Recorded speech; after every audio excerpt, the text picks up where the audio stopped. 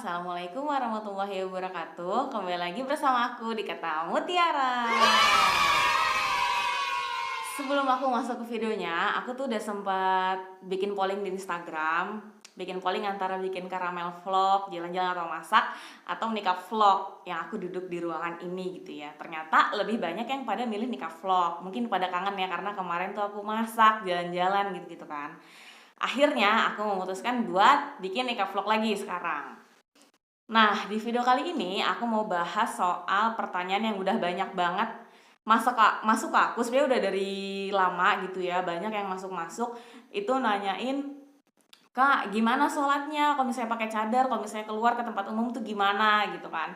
Dan aku juga udah jawab, aku bilang ntar ya aku bikinin kontennya gitu. Nah, akhirnya sekarang aku mau bahas itu. Tapi terpisah sama wudhu ya. Ntar kalau misalnya wudhu aku beda lagi karena aku nggak mau videonya terlalu panjang gitu. Pertama, yang kita harus banget tahu, syarat sah sujud itu apa aja gitu ya. Ada 7 bagian tubuh yang harus menyentuh ke lantai, yaitu jidat dan hidung, satu dihitungnya. Ini satu, jidat dan hidung, tangan kanan, kanan kiri, satu, dua, tiga, dengkul kanan, dengkul kiri, empat, satu, satu, dua, tiga, empat, lima, dan ujung-ujung jari kaki 6 7 itu yang wajib tersentuh ke lantai. Jadi ini termasuk ya dihitungnya satu, jidat dan hidung. Ada dua pendapat. Pendapat yang pertama itu kalau kita harus ngelepas cadar kita gitu ya. Sebelum aku mau ngasih tahu pendapat yang pertama, aku mau jelasin dulu kalau wanita itu baiknya kan sholat di rumah ya, sholat di ruangan gitu yang nggak terlihat sama laki-laki gitu kan. Cuman kan yang namanya manusia pasti punya urusan, punya kepentingan gitu kan yang diharuskan keluar rumah gitu. Jadi ya mau nggak mau sholat di musola atau di masjid gitu kan, yang di luar keadaannya kayak gitu. Nah, pendapat pertama, kita itu harus ngebuka cadar kita gitu ya, karena ini sama ini harus tersentuh ke lantai gitu. Pendapat yang kedua itu aku nonton di YouTube ya, penjelasan salah satu ustadz. Dia menyebutkan salah satu pendapat ulama yang ada di Arab itu kalau tetap wajib tertutup gitu wajahnya, tetap dipakai cadarnya, tapi nggak boleh pakai cadar yang disambung di sini gitu, kayak misalnya cadar tali atau cadar apapun. Tapi bolehnya itu yang menutup langsung nyambung sama himar. Jadi seperti mukena, cuman ketutup gitu, semuanya ketutup kayak gitu. Itu pendapat yang kedua. Ustadz itu nggak ngejelasin lebih jauh ya, maksudnya tujuannya apa mungkin emang supaya lebih gampang dibuka atau gimana, aku nggak tahu karena beliau nggak ngejelasin lebih lanjut gitu. Cuman intinya kita harus tahu dulu syarat sah sujud itu ini sama ini harus tersentuh di tempat sujud gitu kan. Jadi kalau emang kalian kepepet, kalian diharuskan buat sholat di luar, di musola atau di masjid, kalau emang ada hijabnya, ada pembatasnya, ada penutupnya antara tempat laki-laki dan perempuan tidak terlihat gitu ya, kalian nggak apa-apa buka aja cadarnya. Aku juga kayak gitu. Kalau misalnya emang tertutup, biasanya kan kalau masjid-masjid besar itu emang ada ininya kan, pembatasnya, ada hijabnya gitu. Aku biasanya milih yang paling pojok kanan atau pojok kiri gitu, karena biasanya belakangnya atau gitu kan gampang terlihat kan, ada pintu masuk gitu. Nah, aku biasanya pilih yang pojok-pojok gitu kan.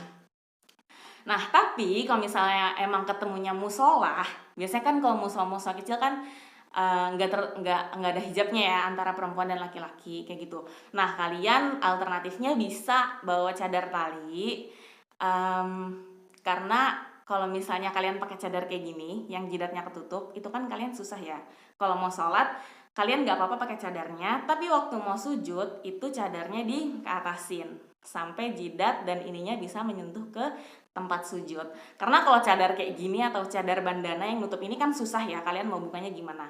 Jadi saran aku kalian bawa cadangan cadar tali kalau emang kepepet harus sholat di musola yang tidak ada hijabnya gitu, supaya lebih gampang kan. Kalian kan pakai cadar tali, kalau misalnya mau sujud tinggal dibuka, dikatasin set gitu biar ini samanya ketempel. Terus pas bangun gimana ya, pas bangun gimana kak, ya pas bangun ditutup lagi gitu, ntar pas mau sujud dibuka lagi supaya ini sama ininya menempel ke tempat sujud. Tapi kalau misalnya emang kalian mau tahu, kalau Kakak gimana sih, Kak? Gitu kan, kalau misalnya soal tempat umum gitu. Ya kalau aku, kalau emang tidak ada pembatasnya, tidak ada hijabnya antara laki-laki dan perempuan, itu aku tetap pakai cadar yang tali gitu, supaya kalau misalnya sujud dan lain itu gampang kan, kalau misalnya ngebukanya. Kalau aku. Tapi kalau misalnya pun kalian mau dibuka cadarnya aja ya juga nggak apa-apa. Atau kalian mau ngikutin pendapat yang kedua kalau make apa penutupnya tuh yang nyambung dari himar pun juga nggak apa-apa. Yang menurut kalian mudah aja, yang menurut kalian gampang gitu kan. Karena kan Islam kan nggak sulit kan gitu. Jadi ya terserah kalian. Cuman kalau aku pribadi, kalau emang nggak ada penutupnya gitu, nggak ada hijabnya antara laki-laki dan perempuan, aku lebih prefer pakai yang cadar tali itu gitu. Tapi aku sekali lagi tidak memaksakan dan tidak memberatkan ya gitu. Terus juga ada pendapatnya Imam Syafi'i, kalau kita melakukan 3 gerakan di luar gerakan sholat, itu sholatnya batal. Misalnya garuk-garuk lah, atau ngapain lah gitu kan. Ataupun termasuk yang kita ngebenerin cadar gitu kalau mau sujud, itu termasuk, itu membatalkan sholat. Tapi ada juga pendapat ulama, jumhur ulama, kalau itu gerakan sia-sia, 3 gerakan sia-sia. Jadi misalnya kalau kalian gak gatal tapi garuk-garuk gitu, mukenanya gak kenapa-napa, dibener-benerin, nah itu kan gerakan sia-sia kan. Itu kalau misalnya kita melakukan 3 gerakan sia-sia baru batal. Tapi insya Allah kalau misalnya yang kita benerin cadar, itu tidak termasuk ke dalam 3 gerakan sia-sia gitu. Kalau misalnya emang kalian ngikutin pendapatnya Imam Syafi'i, ya berarti kalian emang lebih aman cari tempat sholat yang ada hijabnya gitu, yang ya kira-kira di masjid-masjid besar lah itu biasanya pasti ada hijabnya kan gitu. Tapi kalau misalnya kalian mengikuti pendapat jumhur ulama, insya Allah kalau kalian pakai cadar tali yang kalau mau sujud dibuka dulu, itu insya Allah tidak membatalkan sholat kalian.